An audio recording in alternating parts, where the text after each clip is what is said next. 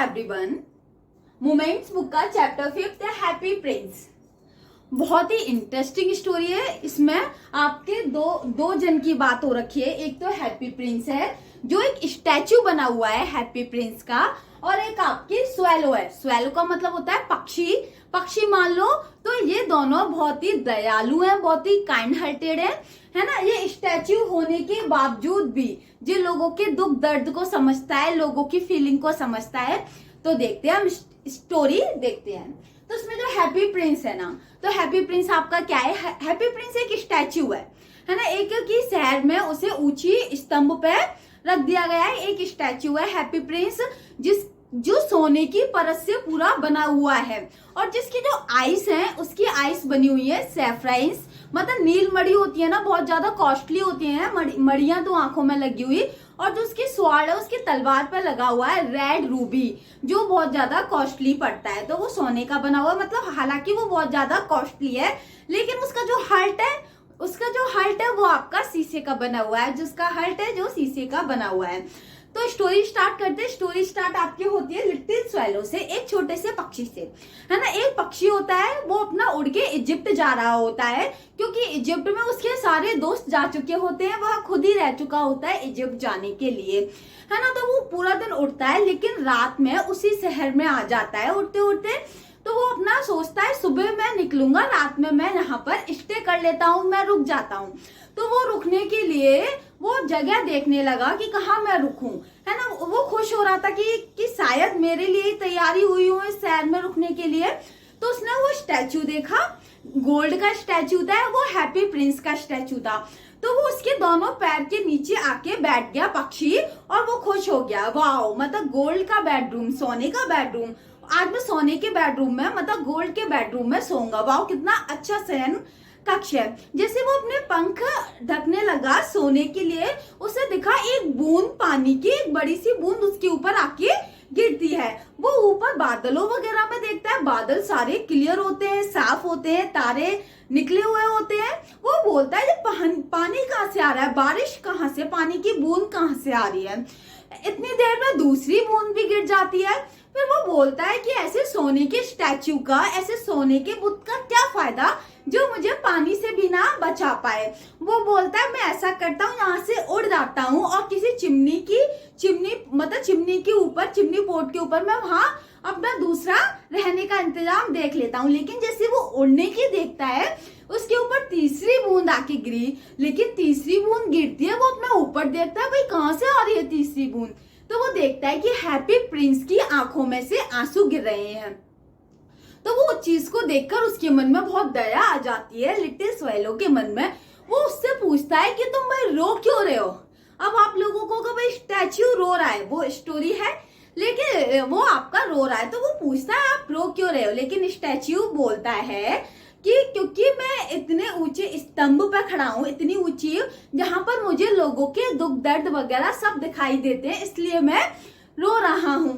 तो वो पूछता है तो तुम्हारा नाम क्या है। वो बोलता है मेरा नाम हैप्पी प्रिंस है, लेकिन जब मैं जिंदा था ना तो मैं बहुत खुश था, क्योंकि जब मैं जिंदा था मैंने कभी दुख वगैरह नहीं देखे, है ना। मैं एक प्रिंस था जिसके राजमहल में कभी भी दुख अंदर प्रवेश नहीं किया।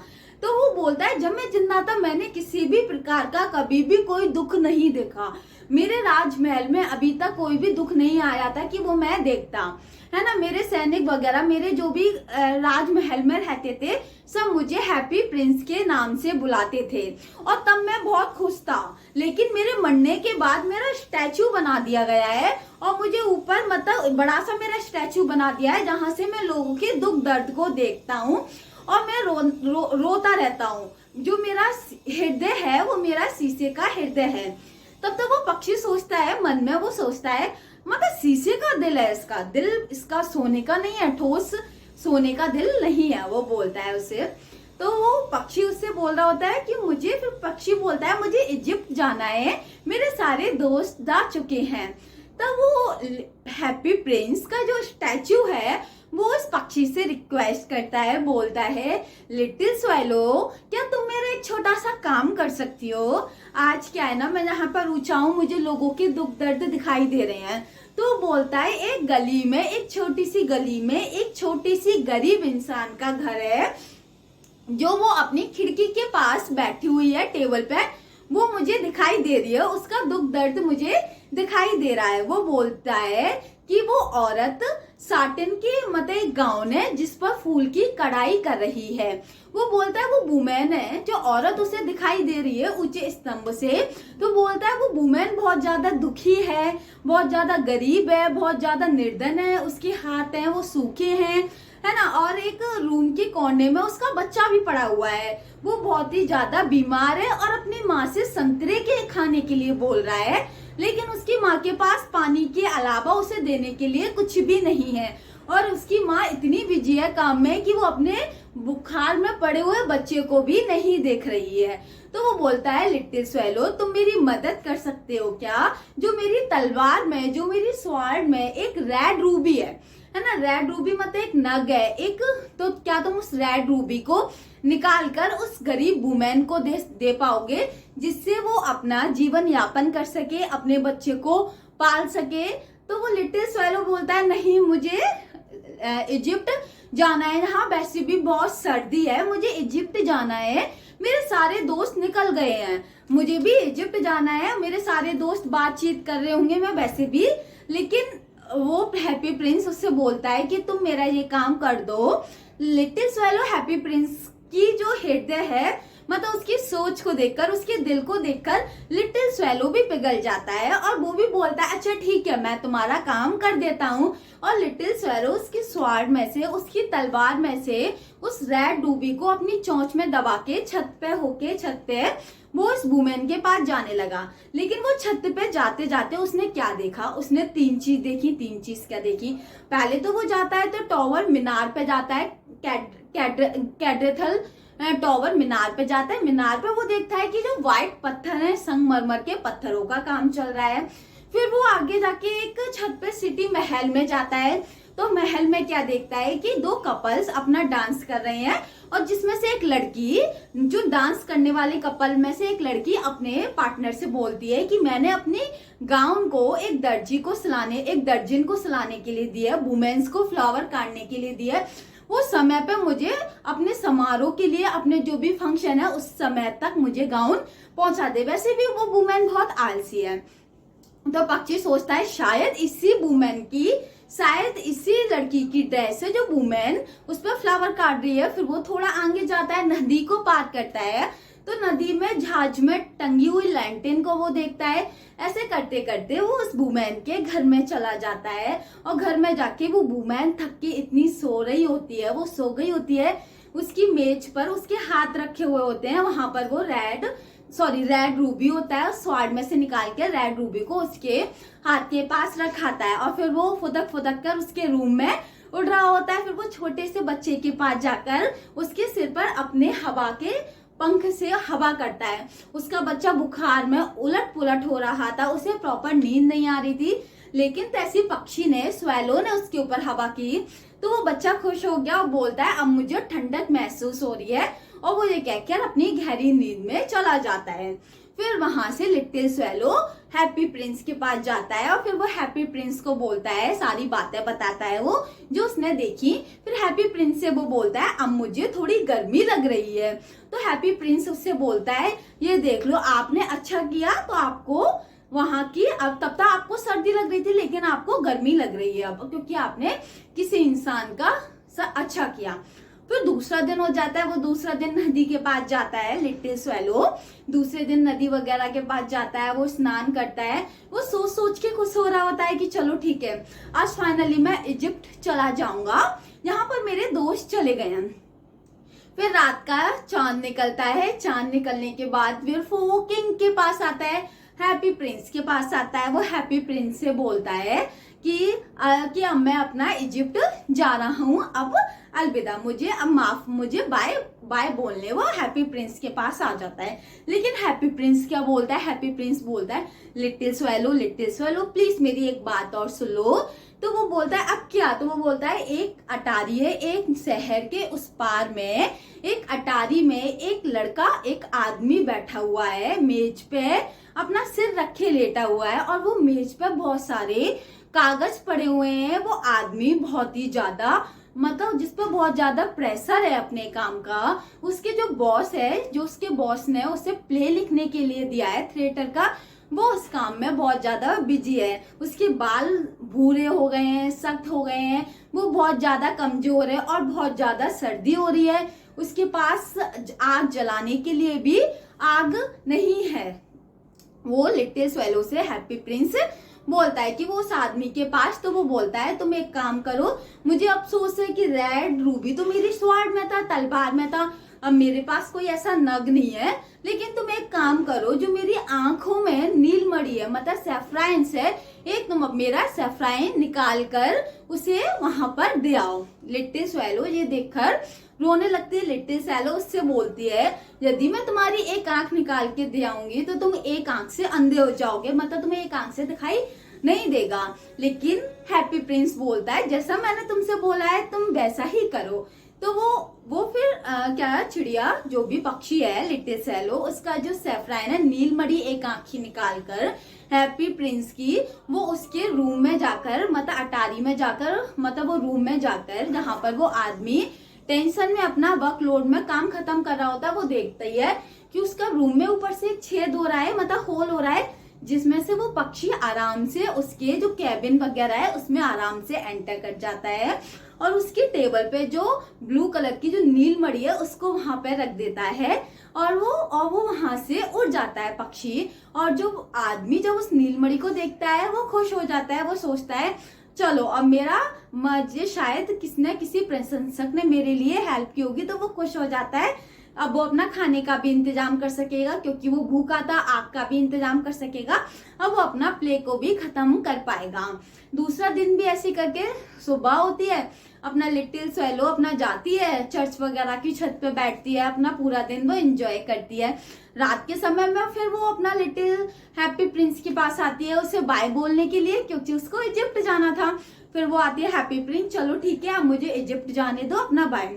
लेकिन हैप्पी प्रिंस बोलता है लिटिल स्वेलो क्या तुम मेरे साथ एक रात और रुक सकती हो यहाँ पे, क्योंकि मुझे तुमसे अभी काम है। तो वो लिटिल स्वेलो बोलती है उससे नहीं अब मैं नहीं रुक सकती, अब तो मुझे जाना है। लेकिन वो हैप्पी प्रिंस उससे बोलता है कि तुम रुक जाओ, तो उसे भी थोड़े से दया के भाव आ जाते हैं लिटिल स्वेलो को। तो वो बोलती है अच्छा बोलो क्या काम है। तो हैप्पी प्रिंस बोलता है एक छोटी सी लड़की है जो सड़क पे माचिस बेच रही है, उसके पिताजी ने उसे माचिस बेचने के लिए बोला है और जिसकी सारी माचिसें एक नाले में एक गड्ढे में गिर रही हैं और सारी माचिसें उसकी गीली हो गई हैं। वो चिल्ला रही है, रो रही है, लेकिन उसकी हेल्प करने के लिए वहां पे कोई भी नहीं है। उसके पास सॉक्स भी नहीं है, उसके पास शूज भी नहीं है उस लड़की के पास। यदि वो माचिस बेच के पैसे अपने पापा को नहीं देगी तो उसके पिताजी उसे पीटेंगे। तो तुम एक काम करो लिटिल स्वेलो, दूसरी आंख में जो मेरी एक सैफ्राइन है नीलमणि है, उस आंख की सैफ्राइन निकाल के नीलमणि निकाल के तुम उस लड़की को जाके दे दो। लेकिन उस टाइम पे जो लिटिल स्वेलो होता है, लिटिल स्वेलो बोलता है नहीं हैप्पी प्रिंस मैं ऐसा नहीं कर सकता, यदि मैंने तुम्हारी इस आंख की भी नीलमणि को निकालकर उस लड़की को दे दी तो तुम अंधे हो जाओगे, तुम्हें कुछ भी दिखाई नहीं देगा। और वो लिटिल स्वेलो रोने लगता है। लेकिन हैप्पी प्रिंस उससे बोलता है नहीं तुम कर दो, जैसा मैं तुमसे आदेश देता हूँ तुम वैसा ही करो। तो वो आदमी मतलब जो लिटिल स्वेलो है उसकी दूसरी नीलमणि सैफ्राइन निकल के भी उस छोटी सी लड़की जो माचिस बेच रही है उसको वो दे आता है। मतलब वो जाता है उड़ के पास उसके आसपास जाता है और उसकी हथेली पे वो छोड़ देता है।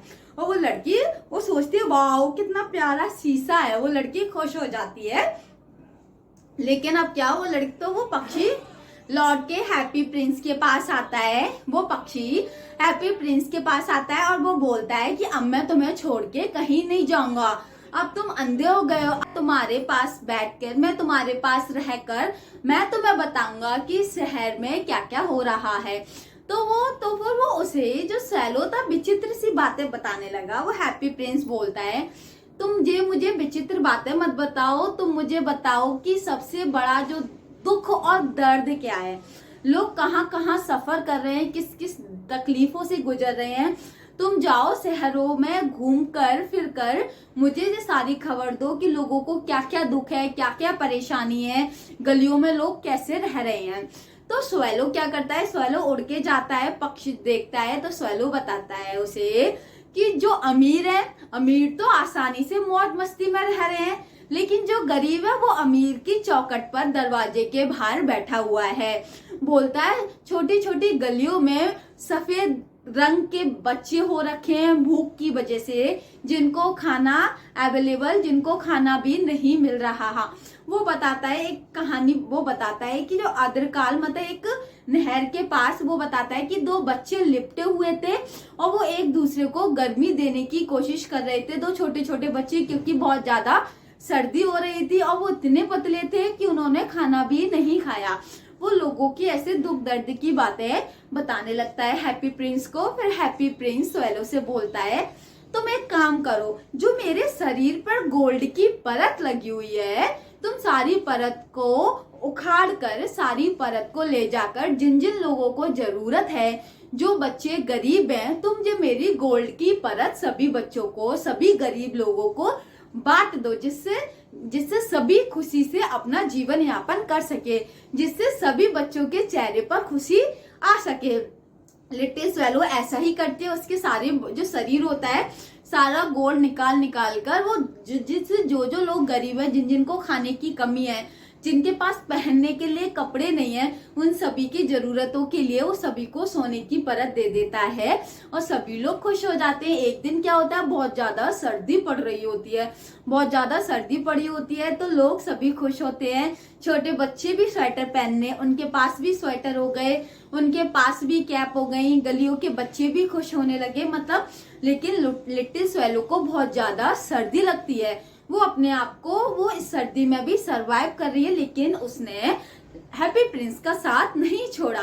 वो अपना पेट भरने के लिए एक बेकर के बाहर से खाना ले लेती है। जब बेकर नहीं होता है वो खाना लेकर अपना पेट भर लेती है, लेकिन उसको लगने लगता है कि सर्दी बहुत ज्यादा है, अब मेरा अंतिम समय आ गया है। वो हैप्पी प्रिंस के पास जाती है और हैप्पी प्रिंस के पास जाकर बोलती है कि अलविदा, अलविदा हैप्पी प्रिंस, अब मैं जाने वाला हूँ, है ना, क्या मैं तुम्हारी एक हाथ पर किस कर सकता हूँ? वो हैप्पी प्रिंस से पूछता है सॉरी। तो हैप्पी प्रिंस उससे बोलता है कि मैं बहुत खुश हूँ कि अब तुम इजिप्ट जा रहे हो, आखिरकार तुम अपने इजिप्ट, तुम्हें जाने का मौका मिल गया। मैं तुमसे बहुत प्यार करता हूँ, तो तुम मेरे हाथों को नहीं, तुम मेरे ओठों को चूम सकते हो।